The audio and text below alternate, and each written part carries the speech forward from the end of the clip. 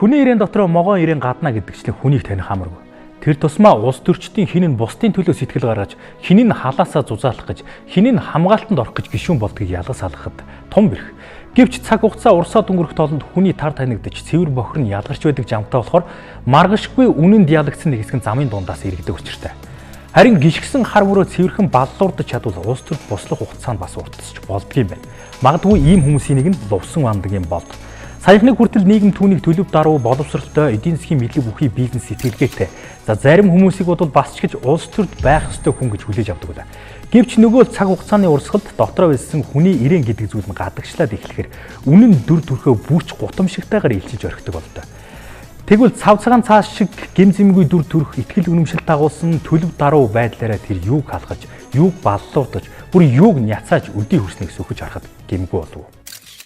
1979 онд 23 дугаар дунд сургуулийг төгсөөд Зүүн Германы үйлдвэрчний эвлэлийн хөтөлбөрийн дээд сургуульд элсэн орсон тэрээр 1983 онд төгсчээ. Барууны оронд мэдлэг эзэмшиж бас ч гэж бусдын хүнлэг сэтгэл зүйдээр хэрэндээ тоглохтойгоо болчихсон учраас Монголын оюутны холбооны тэргүүнээр ажиллах болжээ. Мэдээж тухайн үед Монголын оюутны холбоо гэдэг байгууллага одоогийн албан тушаал горьсон цүнх баригчдыг бодвол улс орны гэсэн итгэл үнэмшлэр төрийгч эргүүлж чадах хэмжээний хүчтэй байлаа. Тийм ч учраас бусдыгаа бодвол бас ч гэж юм үзэж нүд тайлсан болд энэ байгууллагыг хонилж оюутнуудыг ардчлалын үйл хэрэг татан оролцуулах нэрээр Монголын оюутнуудын хуримтлалыг зовчулж тэрүүхэндээ хөөрхөн луур хийчихэд сураг тасарч байсан гэдэг. Ингэж л том бизнесийн гараага том лууртай холбох эхлэлийг тавьж байсныг хамтран зүтгэгчд нь өнөдөрч дурсдаг юм лээ. Харин түүний авь соёлын сайдаар ажиллаж байсан нэр дэвтэмтэн Лувсан Ванда агсан зах зээлийн шинэ нийгэмд Монголд бүрэлдэн иж эхэлсэн 1990 онд бод хоршоог байгуулж байж улмаар аав ээжийнхэн байгуулсан хоршоог хоёр хүн найзуудтайгаа нийлэн өргөжүүлж бод интернэшнл компани болохдоо Германаас санхүүгийн дэмжлэг авсан байдаг. 1995 онд анхны хувийн банк байгуулахар болж Германы Commerzbankнаас 2 сая Deutsche Mark-ийн зээл авснаар голом тонкийг байгуулж байсан түүхтэй. Амжилттай бизнес гэдэг бол итгэлцэл дээр суурилсан мөнгөний урсгалыг ухаалаг залж чадаад байгааг хэлдэг гэх. Тэгвэл болд тэгж чадсан уу?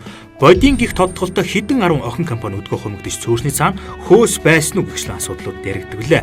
Гэвч улс төрийн дарамт шахалтаар өрнүүлсэн ажил хизэнээс бизнес халтай байдаг хүн болдож энэ зүйл автаж улс төрийн бохир шаварт хүн шигдснээ хожуу ойлгожээ.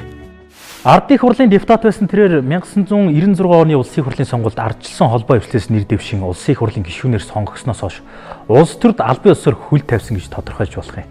Гишүүн болсноос ердөө 2 жилийн дараагаас амжилттай эхэлж байгаа бизнестэй улс төрийн дэмжлэг хүчээр авснаас 1998 онд хэрүүл маргаантай гэмээр гинийж гэмээр элбэг доржийн засгийн газрын үед эрх баригчид Сэргэн босголт банкыг лойрын аргаар дампууруулчаад голомтод нэгтгэхэд гол үүрэг гүйцэтгсэн гэж тодорхойлдог юм байна лээ.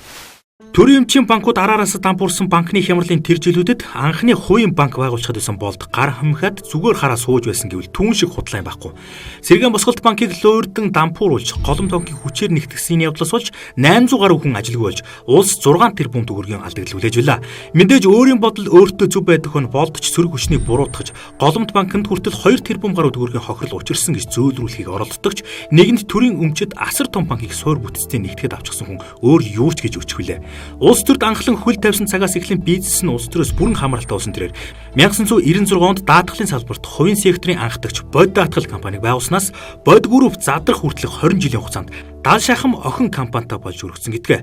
Мэдээж болд гэдэг хувь хүн талаасаа эсвэл түүний гар нийлсэн багийн гишүүдэнд чадварлаг бизнесмэнүүд байж болно. Гэхдээ улс төрөөс ямар ч хамааралгүй бор зүрхээр яв энгийн нэг байгууллага Монголын нийгэмд ийм хэмжээнд өргөжж тэлэх боломж байгаа билүү? Бодох л ёстой.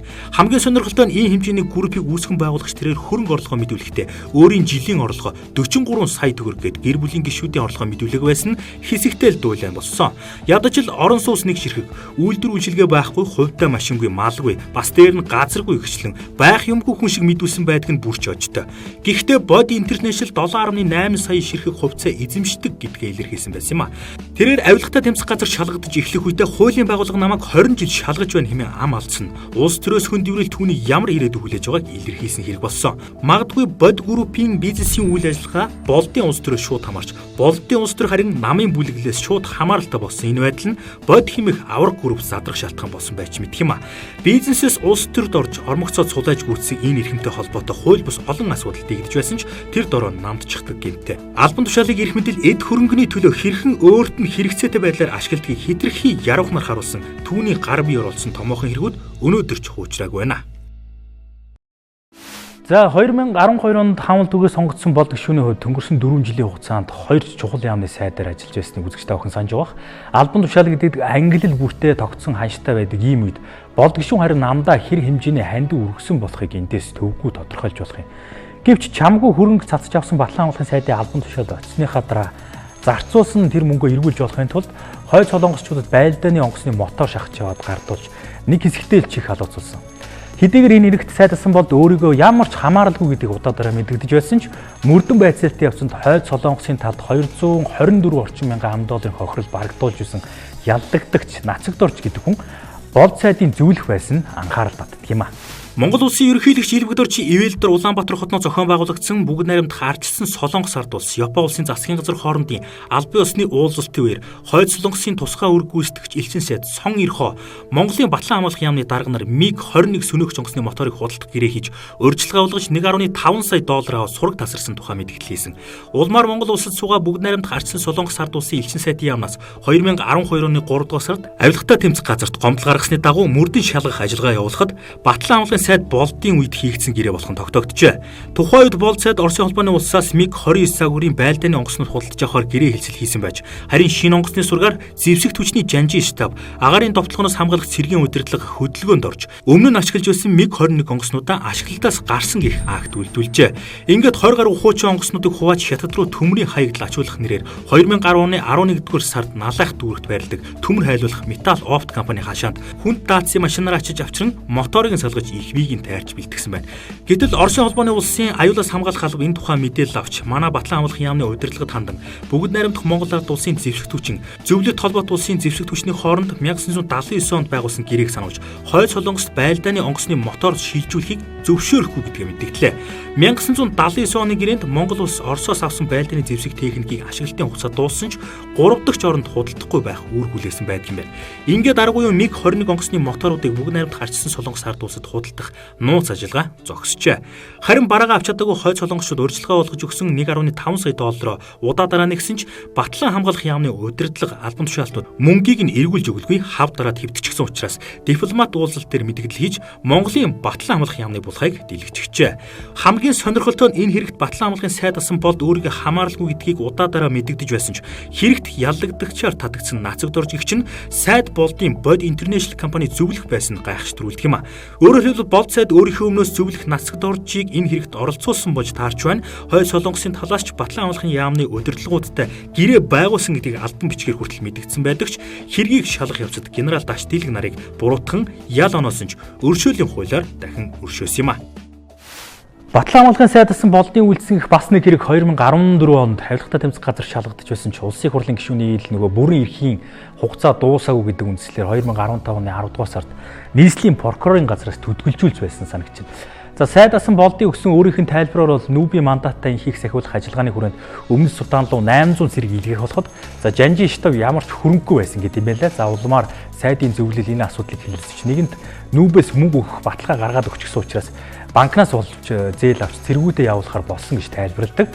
За хамгийн гол нь түүнийг Монгол улсын Батлан амлах яам болон бүгд найрамдах Хятад улсын Батлан амлах яам хооронд байгуулсан гэрээний дагуу за Монгол Хятадын инхийг сахиулагчдын төвийг байгуулахад зориулж Хятадын талаас нийлүүлсэн барилгын материалыг зарж борлуулж за бүр 1.5 тэрбум төгрөг хувьдаа завчсан хэрэгт холбогдуулан эрүүгийн хэрэг үүсгэн шалгаж байсан юм байна лээ. Тэрээр нэгдсэн үндэсний байгууллагаас санхүүжүүлдэг цэргийн ажиллагааг зохион байгуулахдаа банкнаас өндөр хүүтэй 120 тэрбум төгрөгийн зээл авч эрх мэдлээ хэтрүүлсэн байдаг.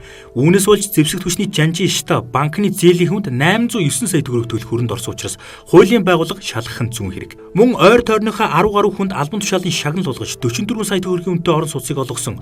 Монгол Хятадын инхийг сахиулагчдын төвийг байгуулахад зориулж Хятадын талаас нийлүүлсэн 40 сая юан буюу 11.8 тэрбум төгрөгийн үн бүхий барилгын материалыг хууль бусаар худалдан борлуулж улсад онц их хэмжээний хохирол учруулсан хэрэгт нь эрүүгийн хуулийн 153, 263-ын 2, 273-ын 2 зааснаар тус эрүүгийн хэрэг үүсгэн шалгах болсон юм а.